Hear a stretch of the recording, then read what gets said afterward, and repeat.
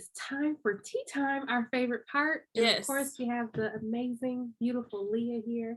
So why don't we start by, we got to take a step back and give everybody an overview of who you are again. So tell us, how old are you? How many children do you have? How long have you been married? And you are on. Yep, go ahead and unmute first. Yes, There ma'am. we go. There we go. I am 40. I have 2 children of my own, and my husband came with 4 of his. So we are a family of 8 altogether. I am the owner of Square Biz Exchange, and I assist business owners in finding ways to network and promote their businesses and make profitable relationships. And I'm also the director of marketing for InfluencHer Magazine, which is a women's-based magazine on all things ladies. So I'm excited to talk with you guys tonight. Awesome. Yes, we are excited to have you back. And she failed to mention that she's also Capricorn. We found that out the last time. I just want to throw that out there. Yes. Yes. I just had to add that in there. I am. We together. There we go. We together. Listen. Y'all know what? So I listened to Murder Mysteries, and the lady was like, I'm going to start telling y'all the zodiac signs of people because it is very humbling, is what she said. And she was like, you know, people be like, oh, I can never do that, or how did this happen? Then they be like, oh, that was a Aquarius. And you're like, ooh. No, right. That explains everything. Right. It's all Capricorns. We do it. We claim it. We okay with it. We do it. Listen. Yeah. All right. So I think to get us started, so you called it, was it Thotting and Bopping? Oh, what did you say? Thotting and Bopping. I was Thotting and Bopping. So first, let's start by, so this is your single journey into marriage. So why don't you tell us about that last single experience that you called, your words, not mine. Because we call it smashing and dashing. Right, listen. I was Thotting and Bopping. Thotting and Bopping. I love it. So just to recap, for those who didn't get to hear it before, I moved from New York to Maryland once my daughter's father and I had decided to separate. And I needed space, not, you know, like you live in one town and I live in town. I needed space, like, you know, you can't get to me because you don't have no car, and I'm not coming to you because I'm not driving down 95. So we took the space that we needed. And in that time, I figured this was the first time I had been single since I was 17 years old. Wow. And I had experienced all of 15 years. Wow. That's a big chunk of your life. And yeah, you know, that coming of age time as well. Wow. And so just to be clear, how old were you when you got with him? And then how old were you when you decided to leave? I was 16 when we first started dating. We had broken up for a period of time, and then we got back together. He was 18. When we had our daughter, I was turning 18 and he was turning 20. And then we were together till I was about 30, 31. And that's when we were kind of like, this isn't working, but we'll still kind of play back and forth because we have a kid. And then when I turned like 35, I was like, this is a wrap. So like, who's going to say cut first? Like, it was just, but as long as we had our daughter, we kind of still found ways to have conversation. He would be different. I would be different.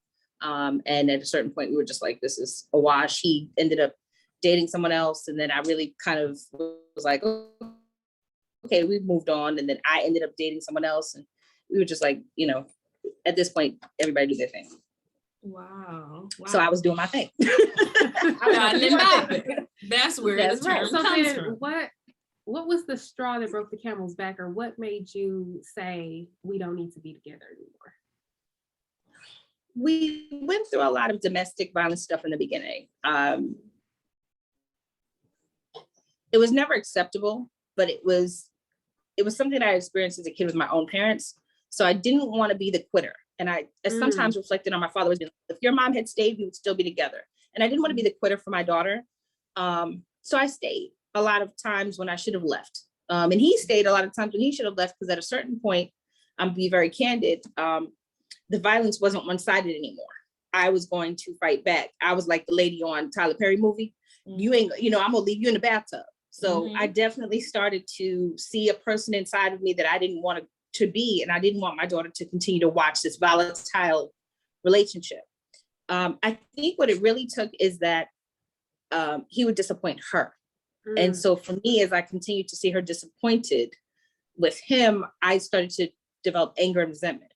So it was a lot harder to be in this parenting relationship or for the sake of our daughter because you weren't treating her well. And then at one point, my daughter turned to me and she was like, why are we here? Like, why are we visiting? Why are we doing this? And I was like, well, I was doing this for you. And she was like, don't. And so I was like, you want to leave? And we left. Wow. She left in her junior year of high school and we left. You said it was her junior She year? sure did. Wow, It was which her is junior year of high huge. school. Yeah, that's a huge year. So you know she was like done. Like, I cannot continue to see this. She was done and it was just too much. And he was going through a lot of things. We were trying to support him through that. And it was just, we were both exhausted. And I just didn't, I wanted somebody who really cared about me just as much as I cared about them. And at that point, to be honest, I'll see people, I'll do whatever, but I lied to myself.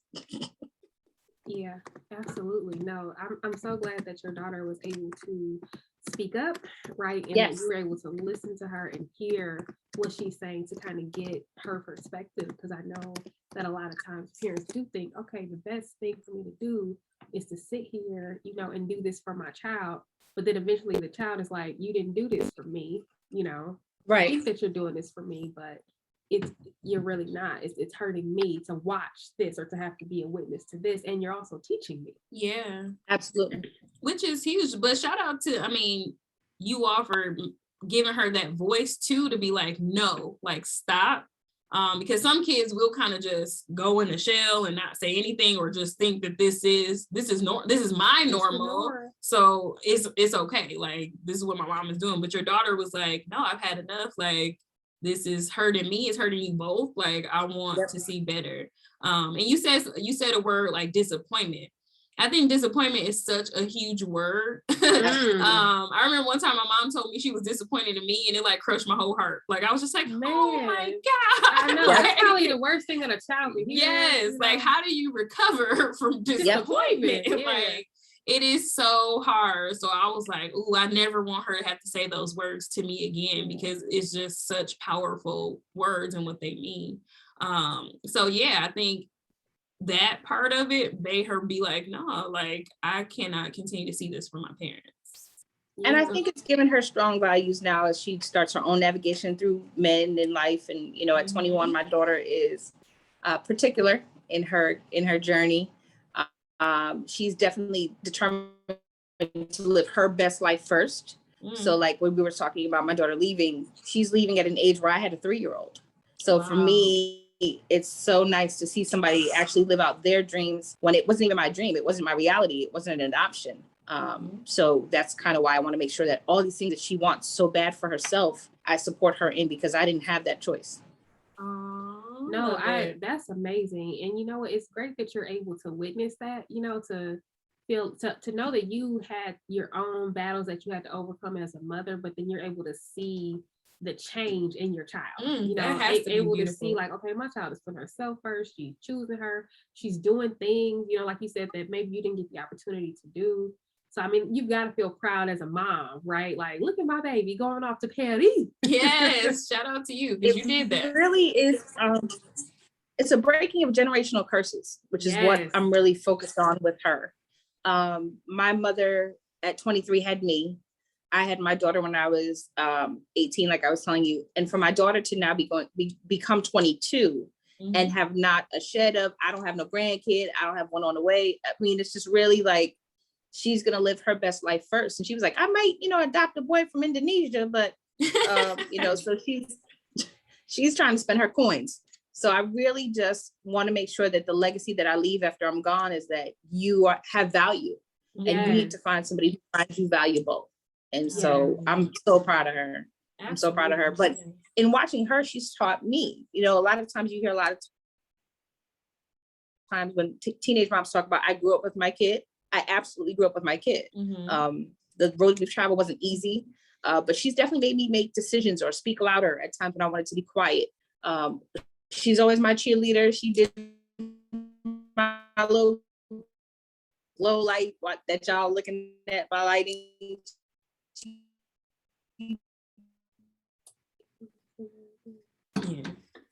that's really She that's really amazing that she's able to. my rider.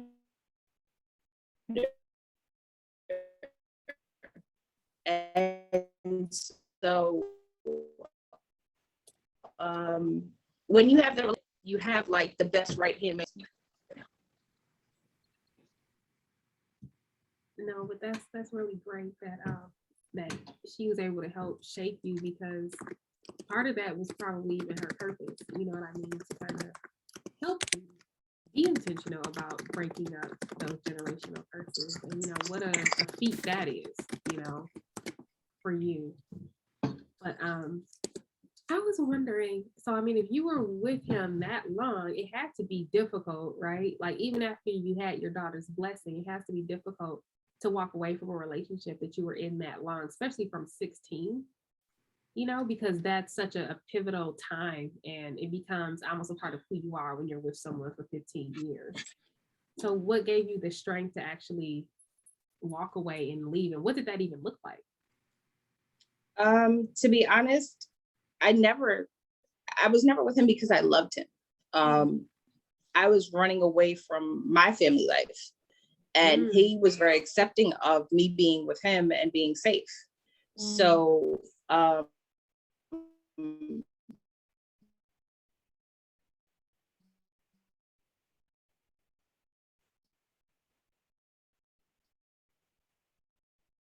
once he was accepting of that, how could you not love somebody who helps you get through high school? It was more about how he could help me. And so I've never romantically loved him. I don't think ever. Oh, wow.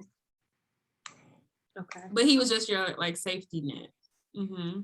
He was definitely my security, and he was somebody who, whatever I needed, he would ride for me. So how do you leave that? How do you, you know, as bad as it got, it was also, if I needed him, he was there. So how do you let that part go?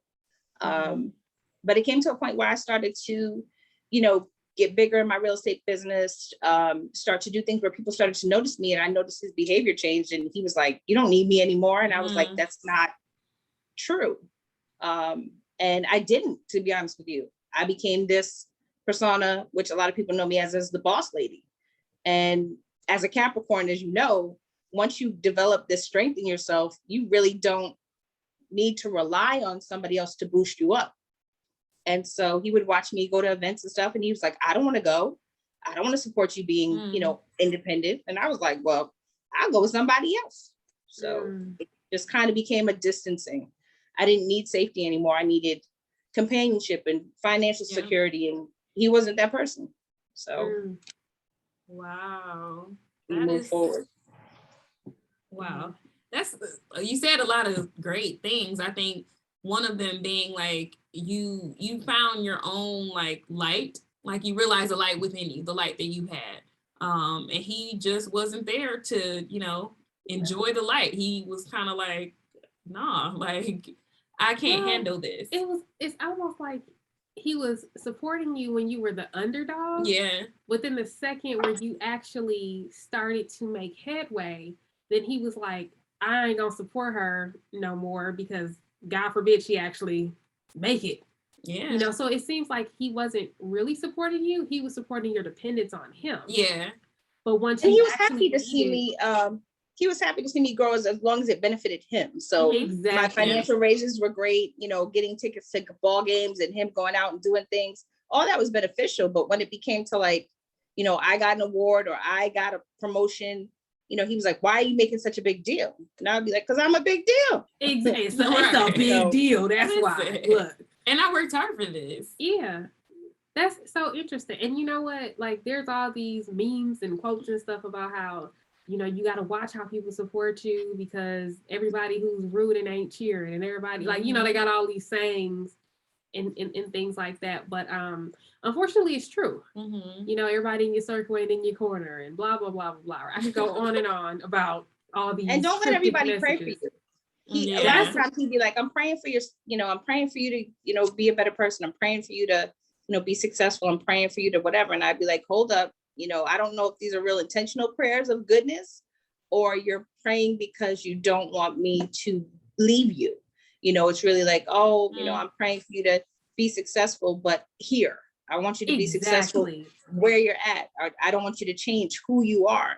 And I think the other big part of it is I met him when I was 16. Yeah. As we know, as women, my 16 is not my 20. My 20 is not my 35. My 35 damn sure ain't my 40. Right. So at 40, I'm unapologetically who I am. I'm not sorry now. So as I got older, I was like, certain things I just won't tolerate.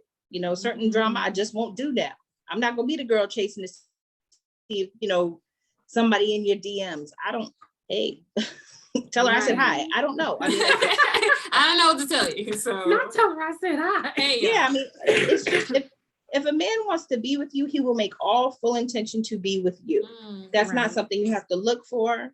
I can, if you look at your 20-year-old self, you were, concerned, or, if she say something or whatever. And now in my 40s, I'm like, you love him, I love him too. Shoot. Hey, this is what happened. I love That's it. right. So no, but wow. It's so amazing, how you're the journey and the development, because like you said, obviously at 16 you have a different mindset, right? And you were running away from, and I had a mentor who told me one time, never run away from, always run to, right? Like be intentional about what you're running to. So what I hear you say is that you were fleeing your family and found safety in him, but it wasn't it wasn't purposeful, right? So he really didn't serve you, right? And you got to learn that as you grew. So in the short term, it sounded like he did, because you thought he was cheering for you and you thought he was rooting for you, but then when it didn't benefit him, and that's how you always know, because people will cheer and clap for you if they reap the benefits of it. Mm-hmm. But the second that it disturbs them, then all of a sudden you did something to them, even when you're trying to serve yourself. Yeah. So I'm glad that you were able to realize that, and that your daughter was able to realize that as well, and that you were able to break those cycles, because if you grew up witnessing that, although you may, and even with the blessing of your daughter, wanted to leave, sometimes those patterns, those cycles, they're hard to break. Mm-hmm. And one thing that I've been realizing is that, you know how they call drug addicts drug habits. Yes. Right. And you have to go to rehab, right, to break the habit. I think that people can be addictions. Absolutely. You can be addicted to certain types of personalities, to certain types of behavior. So then how did you make sure that you didn't leave him and then go to somebody like him? Well, that's definitely what you're talking about, the rehab part. So when I moved to Maryland, I didn't know any. I had a few family members here. I didn't know people. I didn't have coworkers. I didn't have, friends. Nobody was here. Mm-hmm. So the rehab is that on Friday night, it was just me. My daughter was at an age where she was, going back and forth to New York and seeing her friends. And I was kind of home on the couch. Mm-hmm. And in the rebuilding, there was nothing left to do but be with myself. So I had to do a lot of reflecting. I had my best friend. And so when I got to a space where I felt like I was willing to present this new person to the world, I didn't know how to do that. I have not been in the dating game ever, like since I was in high school. In high school, you wrote somebody a note, you say, I like you, and they say, I like you too. Now there's internets and, catfishing, and I So like I have mentioned, Carmen was like, let's do this challenge, 30 days. Let's go on a dating site and see what happens. And we have to take every date. And I was like, bro, every date. So we just started kind of seeing what was out there. And it was a lot of dead fish. Mm-hmm. It was a lot of dead end conversation. It was a lot of, what they were looking for, they was going to get. And what I was looking for, I was going to get. And at that point, I didn't want ties. I didn't want labels. I didn't want relationship. I don't want you to have a key in my house. I don't want you coming to my house. It was definitely that I wanted to protect my peace, but also I wanted to see what the world had to offer. Mm-hmm. So I had gone on dates with secret security for the president. I went on a date with a guy, and he he was the, state attorney general's office manager. And that was our date. He took me to his office to show me where he worked. I had a man take me on a tour of Baltimore, and he took me to the hood first. And he was like, you should know about this because you're from New York. And I was like, I don't know about the hood in New York, but if this is what you think the hood is, hey, let's explore it. I had a guy give me a street sign that said New York Giants on it as a flower. Instead of flowers at my door, he gave me a street sign, and he was like, you must be a Giants fan. I am, but that's not a gift. I have had dinner in holes in the wall. I drove an hour and a half to get a chicken box with mambo sauce. I have had experiences, but what I learned is what I liked. What do I like? Who do I like? What characteristics did each person have? Because I was going to build this person I wanted to spend time with from that. Right. So there was a lot of thought and bopping. There was some times when I was like, I don't know your name, but let's go eat. It was a lot of that. And then also being young, you don't have many sexual experiences because you've dated the person that you've had your first sexual encounter with, and then you've been with them for so long. I had to test the water. Mm-hmm. Some of that water was luke cold. Some of that water was kind of hot. Okay. But you definitely have to experience life. And that's Absolutely. What, when a lot of parents tell their children experience life, the reason why is because you don't know what you like until you tried it. Absolutely. When I was a kid, I used to tell my daughter, I'd be like, take a no thank you bite. Just try it anyway. Mm-hmm. And she'd be like, I don't want to do this. I don't care. Which made me take risk of things I didn't know if I liked. I didn't know if I liked, Caucasian men or Indian men, or I had to take no thank you bites. So I did. That's a good, I like the visual of it, because that is true. Like from 16 right. to 34, 35, like that's a long time to be with the same person. So it is mm-hmm. like you're having to experience that coming of age time in your life, like after that time, I guess you can right. say. So yeah, and I love the no thank you bites. Like you don't know what you don't like until you've experienced it to have Absolutely. Some type of baseline for it. So then we went through this 30 days, and on our 30th day, the man who's now my husband decided to send me a DM. He slid in my DMs. On the 30th day?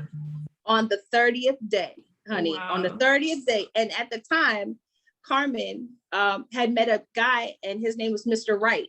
And I was like, girl, you done met Mr. Right. You got him. Hook, line, and sinker. Anything that had the word right in it, I was like, he gonna write you later. I was definitely just kind of, because I had felt like I had failed this project, and she found Mr. Right. I was planning their wedding and everything. And he slid into my DMs. I had on a Giant shirt in my profile picture, and he said, your team sucks. No. And I said, okay. Now, Chanel, you know what I'm talking about. Who are you talking to? Right. Like, what? Excuse you. Okay.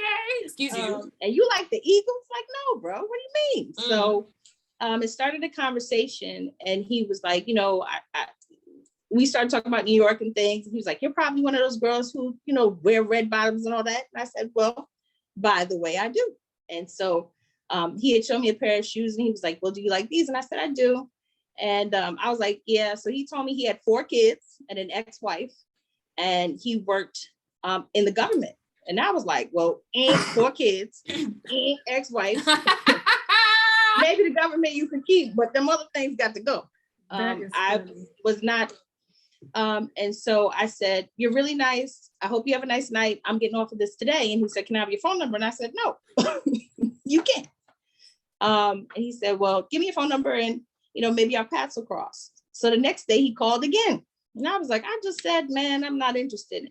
And I was doing my math homework at the time for college. And he was like, I'm really good at math. Let me help you. And so we sat on the phone for 4 hours. He helped me with my homework. Wow. So then I was like, well, I got homework again next week. All right. Listen, your reoccurring meeting. I'm just saying, I got a whole group project. Girl with this calculus, please. Where was he when I needed help in calculus? That's what I'm saying. So he would just every day he would help me with my homework, and he would check on me. He would make sure I was good, and then it was his weekend to have his kids. And I was like, you can tell a lot about a man with their kids. Yes, ladies, can. Don't rule all men out because they have children, but you can learn a lot about a man by the way they take care of their children. So he has a daughter and 2 sons that are younger and an older daughter. And he was watching his younger kids, and he was watching Frozen with her. And I was like, why are you watching it? And he said, because this is how I let her know I'm present. And I was like, okay. And so they kept talking, and she kept trying to look at the phone to see like who he was talking to. And I said, hi. And she said, hi, you like my daddy. I said, no filter. No, I don't. Right. You was like, your daddy like me. How about that? Right. Exactly. Your dad is just my tutor now. Your dad don't know I had a date yesterday. Okay. But yeah, so he said to me, we hadn't met. We were just talking on the phone. And he said, can I take you to dinner? And I said, sure, but let me be clear. I'm not looking for nothing, don't want nothing. So we can.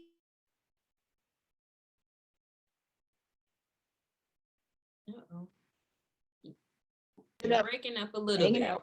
There we go. Breaking up a little bit. Okay. So is that better? Yeah.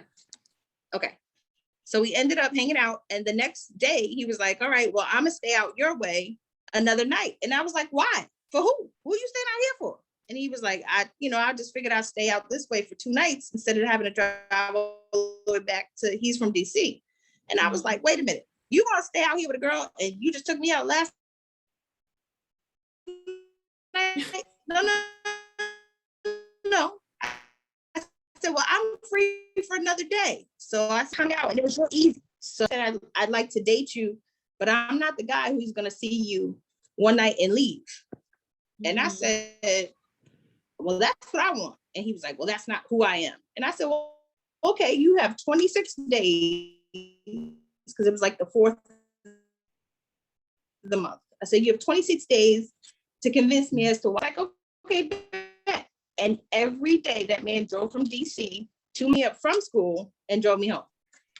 Every day.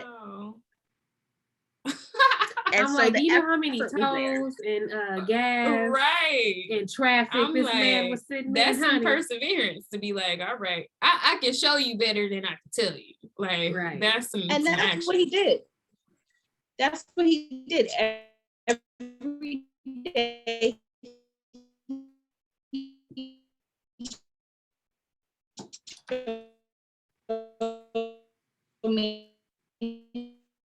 How much he cared, and at the time my daughter was a food, Okay.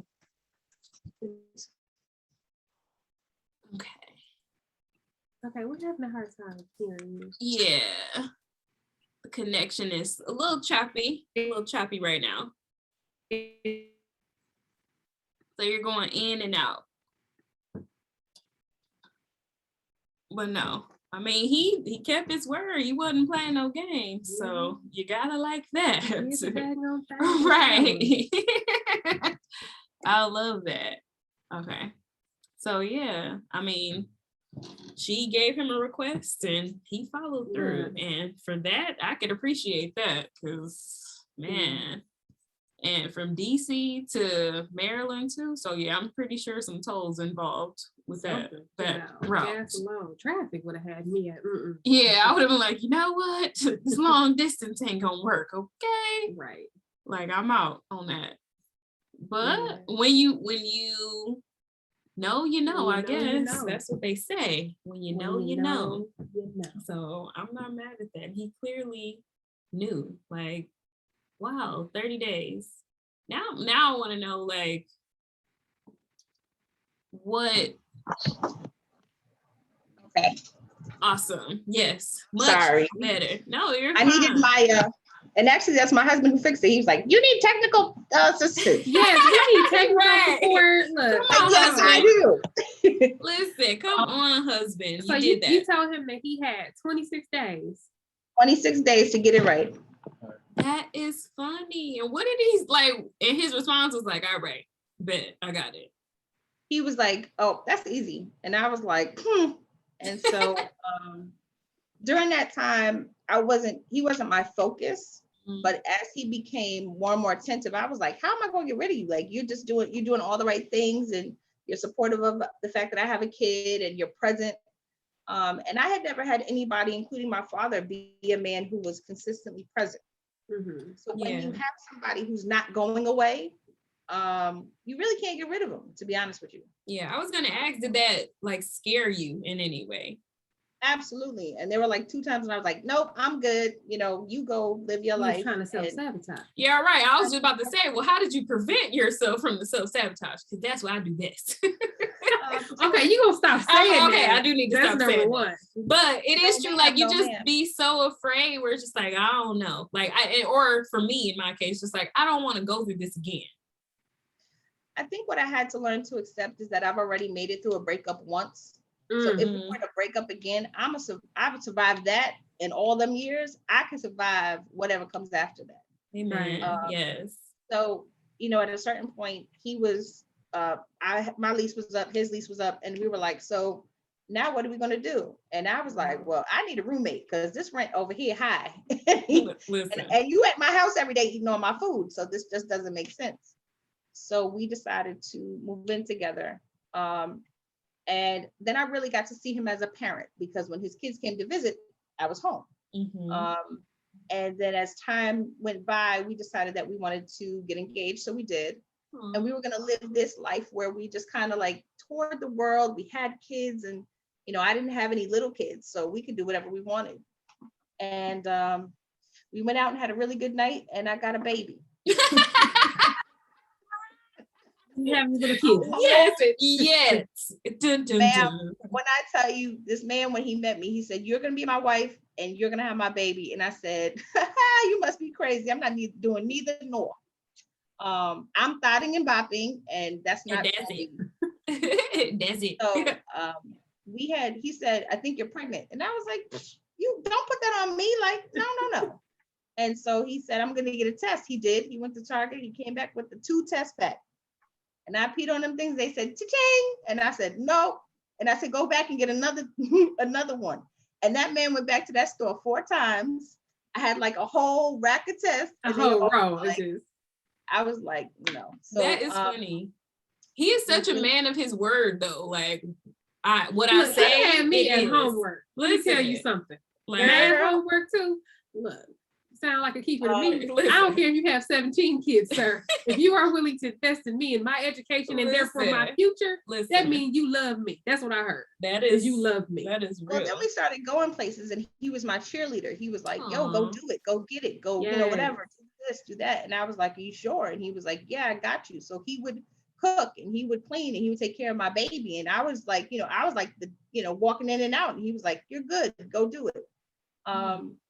And we just kind of kept doing that to the point where I was like, you know, whatever. And he was like, so are we getting married or what? And I was like, okay. And we decided, you know, we picked a date. We August 24th and we got married and nobody was there, just the 3 of us, my daughter, myself, and my husband. And I love it. And everybody would be like, and it was crazy because when we started dating, everybody was like, oh, and then when we had a baby, everybody was like, oh, and then we got married and they were like, okay, now what is you doing? So I definitely had a friend check and they were like, wait a minute, you're like the ringleader of We're Gonna Be Hoes. And I was like, I got to give my card to somebody else because, you know, my thotting and bopping days got to be over. You was like, upon further review, there's some discussion, you know, with myself and the trajectory of the plan has changed. The mission, abort the plan, abort the mission. This is not a drill. We found a good man. I mean, I'm just saying, like that has to feel good. Right. It wasn't easy. A lot of things that I'm triggered by, he had to learn. Because when you go through relationships that are traumatic or toxic for anybody, the next person who comes into your life, you have to really be transparent about what's going to make you go off, what's going to hurt your feelings, what somebody else has done to you that makes you uncomfortable. I can't curse at my husband. He doesn't appreciate it and he doesn't like it. But I'm a sailor, so that's really hard for me because you're going to stop your right now. And he's like, if you speak to me and you're upset with me, don't curse it. And so if I say to him, and if I'm upset with you, don't walk towards me. As a Capricorn, you already know we need some space. So if you walk towards me and you're upset, my instinct is now I'm ready to go. Like, it's defend. I got to defend myself. Right. So I had to learn his triggers. He had to learn mine. But I also had to learn that we're going to error and we're going to make mistakes. He's Right. going to say something and he's not going to do it. I'm going to do something, I'm not going to say it. And with that comes the opportunity that we're always going to be in forgiveness. We're constantly going to be in forgiveness of your partner. So the journey from single to married was, in single, I had to forgive myself. I had to forgive myself for poor choices, for being in places where I wasn't loved, for accepting things that weren't good enough, for not feeling worthy. And then in married, I have to forgive my partner. I have to forgive myself when I err to him. I have to expect forgiveness from him when I do things. So it's really the whole cycle of the same steps that you have to give yourself, you have to give someone else. Right. And the vows are true. My husband had triple bypass surgery in December, and for 8 hours, he would not come back out of anesthesia after surgery. So when they said, for better or worse, in sickness and in health, I have tested all of that. Wow. And whether we fight or we don't agree or we don't like each other that day, there is no one else in this world that I would rather have my back than him. I love it. That's wow. Yeah, because you know that he does have your back, right? Because he's been the cheerleader. He was there very helping consistent. you through college. So yeah. He's been very consistent. And like I said, he's been a man of his word. Like he said he's gonna do it and he follows through and he does just that. Yeah. And when he fails, he's gonna fail. He's gonna fail. He's gonna say he's gonna do something. He's gonna make errors in judgment. He's going to disappoint me. I'm going to disappoint him. And the part that we've learned is that when those things happen, that doesn't necessarily always mean that it has to end, but it means we need a conversation. Right. And so marriage is not, when they said marriage was work, I was like work? Like what, like staplers and pens and stuff? Like, what do you mean work? Marriage is being married to somebody is a reflection of yourself. So if I'm gonna leave my socks on the side of the bed, I can't yell at you for leaving your socks on the side of the bed. Marriage is like having a mirror of somebody who takes on your habits. Yeah. If you're a person who's very neat and you always wipe the sink after you, use the bathroom or anything, that person eventually will start to wipe the sink because they're watching your habits. And those are the kind of the things, like you guys as best friends, I'm sure that there's something you do that she does. There's definitely things that me and Carmen will do. We'll buy the same shoes and not be in the same state. So I mean, there's funny. Right. So half the time we show up to the podcast dressed like, like okay, bro. There we go. Right. We definitely use the same lingo. Oh yeah. and you know each other. Like you could say to her, "Go get that over there on top of the thing," and she knows exactly what you mean. Where, what, all of it. And then she'd be like, "Do you want that thing too? Like you want the thing on top of the thing?" There's a this organic relationship. Yeah. And so when you have that and you find that, fear steps in and fear goes, wait a minute, this can't be real. Somebody genuinely cares about your well-being all the time, whether it's a female, a male, your spouse, your children. When you have that, that's what you cherish. Yes. That's the journey. It doesn't matter who it is. Carmen and I, to be perfectly frank with you, after we did your podcast, we had an argument. And it was a few days, we did, totally. It was a few days later, and we're having a heated discussion, and we had an argument. And so she was like, how do we just be on that show, talk about we love each other? And I love it. Because it's a relationship. It's a real relationship. Because that's what it is. It's a real relationship. Yeah. And it doesn't mean I'm going to abandon you when things get hard. It doesn't mean that we're not going to have differences of opinion. I talk a different way than you talk. I receive a different way than you receive. And so when we went through that, we also knew that the devil was going to test us because we professed out loud how great of friends we are. Exactly. The same way, if you say, I want my business to be the best, get ready for some trials of patience, because the more you profess out of your mouth when you're talking about manifesting, the more challenges you're setting yourself up for. Wow. Today I posted something and it said, I posted it in our Facebook group and it says that women looking real close to being formed to prosper. That is funny. Yeah, that was funny. That meme was hilarious. Yep, right. Shout out to Bestie Brittany for sending that to us this morning. Gave me a good chuckle. It did. You said it's looking real. I know we said that no weapons formed shall prosper, but this one looking real close. It's right here. But if it didn't, we wouldn't know that we were excelling. You know, if you didn't have that test of triumph, that test of testimony, that test of patience with anyone, we wouldn't know how well we're doing. If I look back, and your conversation right now is making me look back at that. If I look back to who I was then, I wouldn't have told anybody in the world that I had gone through domestic violence. Right. And now I'm telling anybody who will listen so that they don't walk my steps. Right, exactly. Yeah. And that right there in itself just shows me how it's my reflection of that I've grown. Yes, the healing journey. So that's the journey. That's the healing journey of everything. That's whether you're single to married, whether you're a daughter to a mother. When you become a mom, it changes for you. You know, as friends, as lovers, as, you know, batting and bopping. You may date a dude and it's all good, and then the next day it's not, and it's okay. It's really okay, you know. What's meant for you is not always have to be, permanent. Temporary things are good too. That's what batting and bopping was. It was temporary. It was my season to live my life the way I wanted to, unapologetically. And then when I decided I didn't want to do it anymore, I quit. But that's that's your internal choice. So when you get that fear, Chanel, that you're talking about, when you get to like that point where it's like, is this gonna, walk up to and be like, hey, how you doing? I've been through this, I've walked this before, and we gonna be all right. And then you go to your bestie and you go on vacation and you thought a little, bop a little, come back. Okay. Do it again. Do it again. Hey, and repeat. That's right. Rinse and repeat. And repeat. That's right. That's so funny. Look, Lord, we both you know the whole reason why I'm right. Now we're both over here coughing at the same time. Y'all make me cough is a problem. Okay, I swear, a whole problem.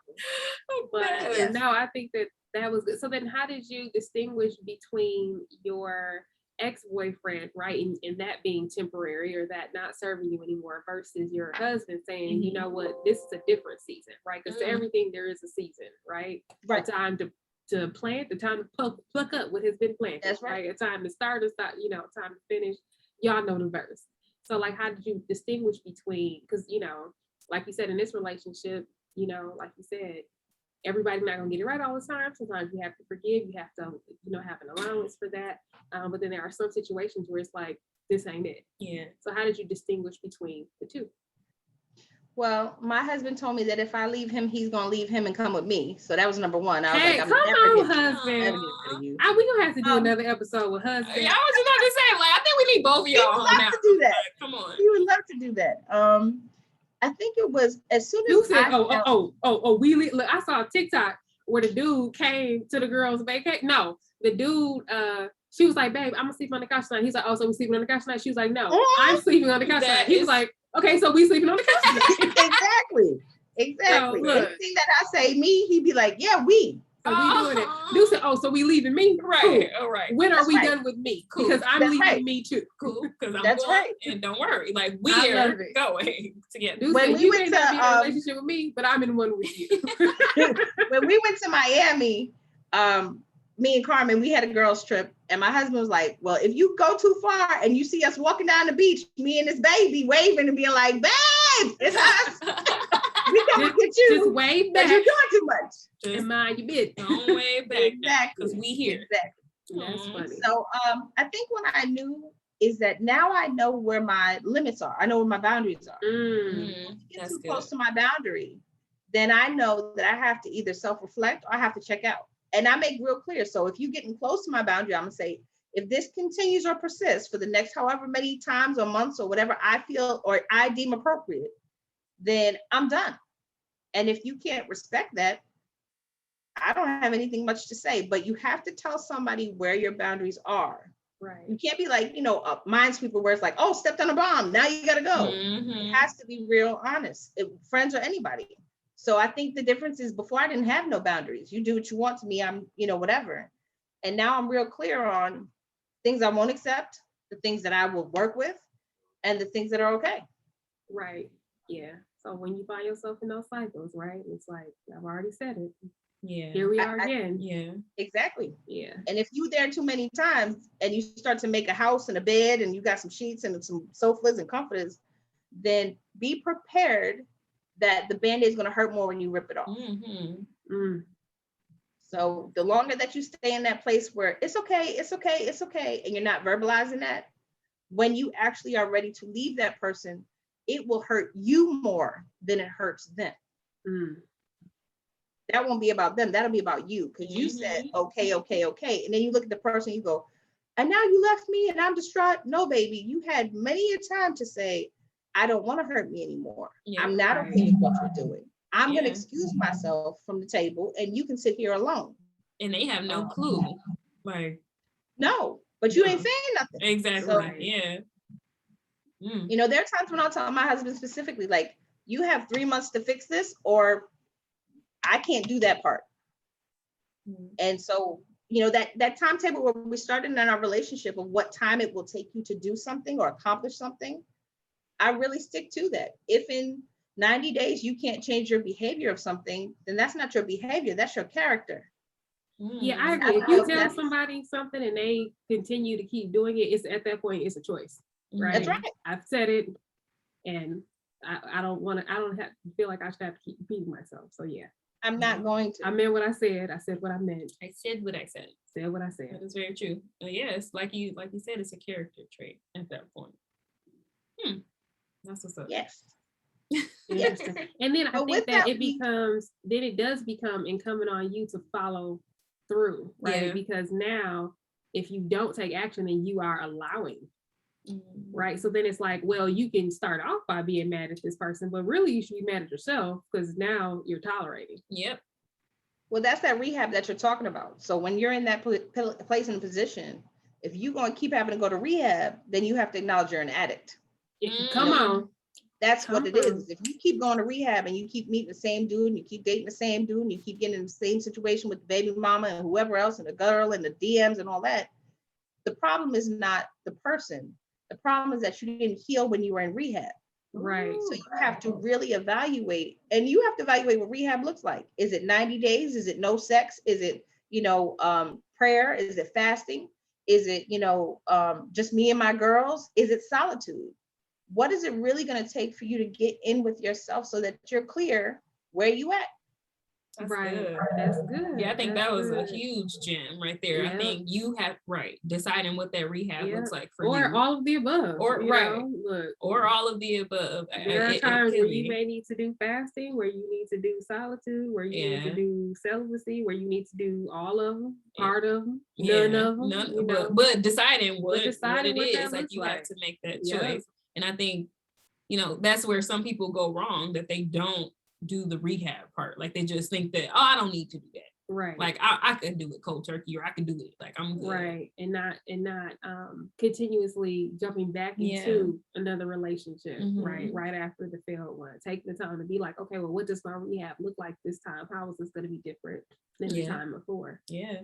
I feel like Phil and I have done we've done all kinds of rehab. And listen, I'm like, we know about the rehab, and it looks different each time. It does look different each time. Because I think that what happens is as you meet new people, you discover something else about yourself. And then you're like, we ain't doing that no more. How can I heal this? Yeah. And so the rehab looks different because what was exposed is different. It looks different. Mm-hmm. Yeah. Right. Like, also, what you're addicted to is different.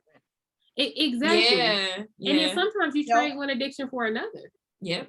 Ooh. So, if you trade one addiction for another, then you need a whole nother rehab. And shouts out to Lakita for her 30-day journal on the peace. That was another form of rehab. Absolutely. That was a huge rehab. That was dope. Yeah, that sounds hard. Oh yeah. Sometimes rehab is hard. Listen, sometimes you be crying. That's right. And sometimes it's, I've done different things by myself. I've done some things with my friends. We went to the Woman Evolve conference, and if that wasn't rehab, that was also rehab. Then I don't know what it is. Kicking my butt, and every time Sarah make me mad, I slam it and put it on the table. Like, I didn't ask for Eve today. I did not ask for Eve look today. You said, "Why is you in my business, Sarah?" Hello, like, come on now, get out my business. Exactly. Wow. No, that was good. I'm gonna have to run this part back because that was huge. And I think like hearing it in these terms, again, I like analogies and stuff, like it clicks. But I do think that like you gotta do the rehab part. And that's the only way you're gonna come out with changed behavior, changed habits. Right. But I think that only happens if you are able to self-reflect, right? So Yeah. if there is no accountability, and that could be your addiction, right? Is I'm addicted to people who don't hold me accountable. So therefore, I'm never the issue. I'm never the problem. It's always them. You know, whatever. I'm healed. All is well. I'm good. I am good. Right. I'm finished healing. Finished. Yeah. But and that's what I love about the podcast, right? Is that it's a continual journey and that we just keep discovering new things to heal every time. But you guys use transparency, which is real, you know, and that's the part is that a lot of people look for what makes other people happy or say what makes somebody else feel good. The fact of the matter is once you get to a certain point where transparency is all you have, then whether I fail or I don't fail, you're going to see it. Whether I do well or my marriage ends, you're going to see it because I've accepted the fact that I'm not always going to be perfect. I'm not always going to be the best wife, the best friend, the best mother. And that's just my truth. And so once you live in transparency with the world, anything and anyone that has something to say in relationship to that that's not positive, that's your truth. That's okay. But it's not my real truth. It's not my transparency. Right. So as long as you're in a place where you're willing to be transparent, and that doesn't mean all the time, it don't mean like you know, I'm gonna be raw and all, it just means that when I reflect something out into the world or in relationship, I'm gonna take a moment or a pause to look at where I'm the factor in the matter. Right. Exactly. Yeah. What role did I play? Because sometimes you're the enabler, you're the, accepting, or sometimes you're the one stirring the pot. Right? Listen, you got to. That's such a huge part of healing is knowing the part that you play in it all. Like, you got to, because I feel like that makes you not like a narcissist or something. Like it makes you human. Yeah. Like that's the human part. Either you're enabling the because dysfunction for somebody to hold the pot, dysfunction. In order to stir the pot, somebody has to hold the pot. And that's the part a lot of people look at, is that in order for somebody to stir your pot, somebody else is holding it. And sometimes the person holding the pot, allowing the stirring is you. Exactly. So if you're going to allow people to dip their spoon in your stuff and stir it all around and get you all wound up, the person holding that pot is you. Wow. There's nobody else to take responsibility for that. Right.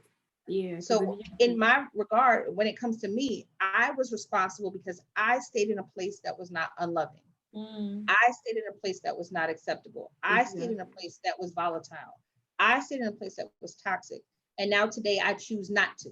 You know, Iyanla, she had something that I saw on TikTok where she was, it was somebody actually reenacting it. So it was funny, but the message was good. And it was like, it was like, beloved.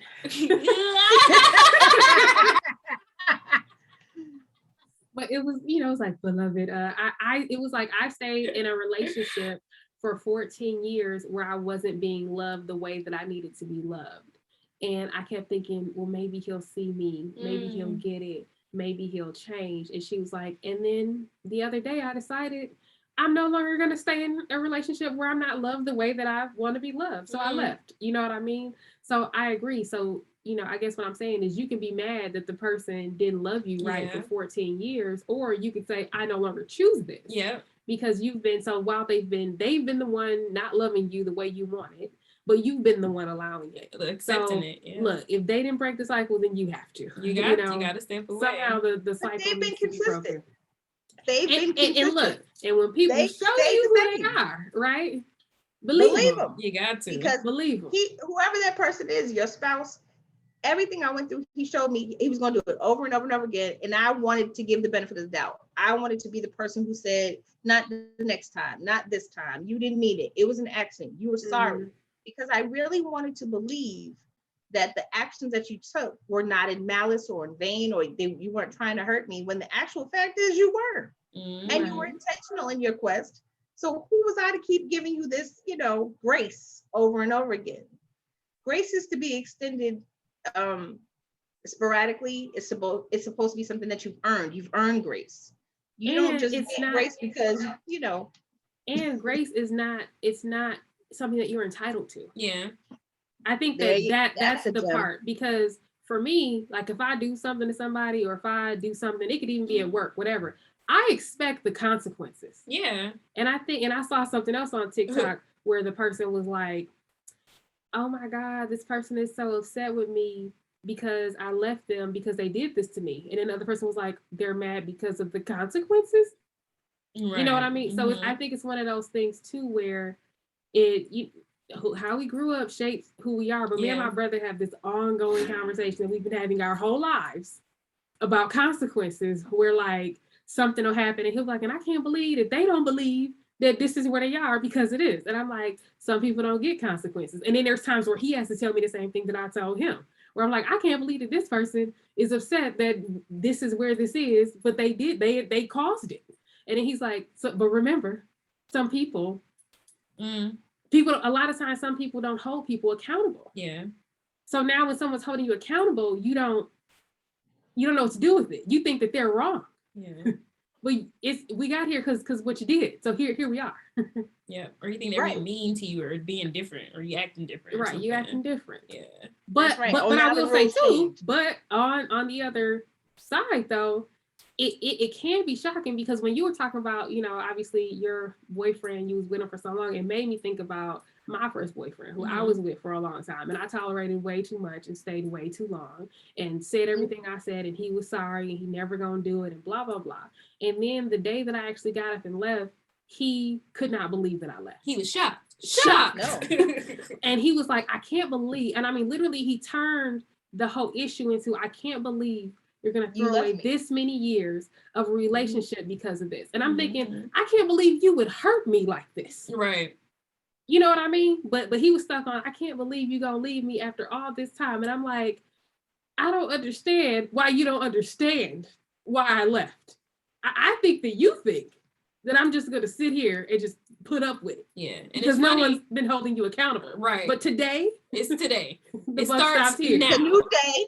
It's a new day. And it's funny how the character came out. Like, I can't believe, like, this was it, knowing all the other stuff that I did to you. Exactly. But, there's always a straw that breaks the camel. The whole saying is for a purpose. It's a straw. A straw is light. You can hardly feel it. It's a straw that breaks the camel's back. But look, that was you tap it dancing on the last nerve, and I don't know when you're gonna hit it, and you don't know when you're gonna hit it either. But guess what? You know it when you do it. Exactly. You know it when you do it. You know it when you do it. I didn't want to wait for the last straw to be my daughter over my grave. Yeah. Jesus. And so, and I didn't want it to be her over her father's either. Right. Because whether it was going to be one of us was going Somebody was going to die. Yeah. Right. So at a certain point, it had to be, I have to save myself. I can't help you. I can't save you. I can't be who you need me to be. I have to save myself. And that's the thing. It's funny. I was talking to my kids today and they were talking about Titanic and how Rose was holding on to Jack's hand. And they were saying, why didn't she just stay with him? Why didn't she, help him on her boat? Because there's a certain acceptance point where you have to know that if I don't let you go, I'm going with you. Yeah, I'm gonna die too. Right. And all of this would have been in vain. So that's right. And so, what I said is that at a certain point, she realized that it was too cold. She had value. And whether Jack was going to be okay or not, she needed to save herself. And so that's the part in relationship is if you get to the point where you really are looking at it and it's going to be me or you, save yourself. Because the other person's going to do what they want to do, whether you save them or not. Right. Jack could have got, the other lady on the boat. I mean, you would know, but I have to choose me. I'm saying, Rose could have saved him and he could have went with the other lady. Hey, anything. Hilarious. I had to choose me. I had to save myself. And that, when you come in this world, you come alone. Yeah. I didn't say, hey, when you, on your way out, bring somebody with you. He said, I brought you, as my mom said, I brought you in this world and I take you out. That's a solo job. So if you want to wait and waste your life on someone else who has no value for you, no love, no respect, that's fine. But I promise you there's somebody out there who will do different. Right, exactly. And when they come, it won't be when you're ready. It won't be when, it's perfect timing. It won't be any of that. It will be when your life is together and then they come and they crash and like, yay, I'm here. Right. guys. Offering to help with math On the homework. real. It's me here to help you. It's me. That's right. Surprise. Listen, That's funny. that is hilarious. That is, Yeah. ooh, that was such a word. That is so dope. So then what have you learned from this journey? And maybe we should get into the to-go box. So I'm gonna give you a chance. We'll start with Chanel. Protocol. What goes into the to-go box? What are we taking away from the episode? This was such a great episode. Like it flowed like perfectly, and you shared everything. So I feel like wow. And I would like to see you and your husband together having a conversation. I think that would be amazing, actually. But I am taking away just the healing aspect of it, and to know when rehab is necessary, like when you need to do that part of it. And figuring out what rehab works well for you at that time. So like right now, it's so funny, sidebar, but the other day, my son's father asked me to pick up his mom and take her to this thing we were going to. So in my head, I'm like, but I'm like, okay, cool. Like we in a good space. I ain't gonna be like that. Like me and my son, dad, we've been tight. So I'm like, all right, I'll go get her. So she's in my car and she's like, oh, so are you dating? Blah, blah, blah. And I'm like, what? Like, you're like, ma'am, I'm over. Get in the car. I'm like, this is a sign. I'm just driving you to the thing. But no, so we were talking. I'm like, you know what? Right now, like I'm not dating. And it's not really on my radar. I'm like, what I'm doing is I'm enjoying life. Like I'm living in the moment. Like I hang out with my friends. So I think that is part of my rehab right now. Like doing things that I want to do for me. Like what makes me happy. So I think that is very necessary and it's very important when you're on these specific journeys, because it will make you like, it's putting that another layer around yourself to be more well-rounded. Absolutely. And I'm glad that you acknowledge that. And I'm glad that even though you extended your boundary when her conversation went too far, you said, that conversation, you don't have that access anymore. Yeah, So, I was like, what? You I'm not your son's anybody, so you don't have the authority to ask me those questions. That was amazing. Yeah, Super kudos to you. Listen, I tried. I was like, what? But yeah, listen, the devil tried to trick me, but I was like, no. That's right. Coming real That's close right. to prospering. Listen, real That's close. Weapon coming real I close to was like, prospering. That's right. How did I get here? That's right. Absolutely. That is funny. So, Leah, tell us, what about you? What are you taking away? And of course, my question that I snuck in there. Right. And the last question.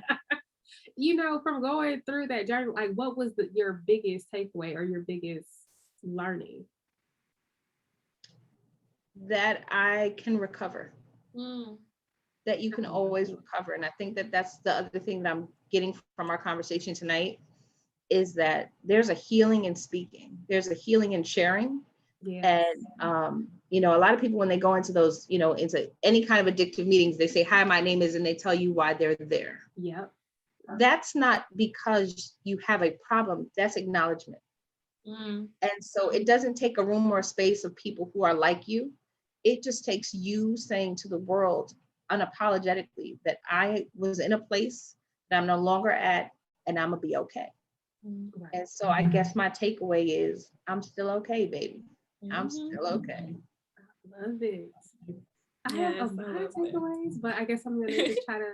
So, you know, I came up with this whole analogy about being addicted to people and comparing it to drug addicts. Number one, because my dad is an addict, but number two, because Scarlett invited me into this group, and a girl posted and she was asking for help, and she was like, what do I need to do? And I wrote in there, you know, I think that we can become addicted to people because it's a part of our pathology.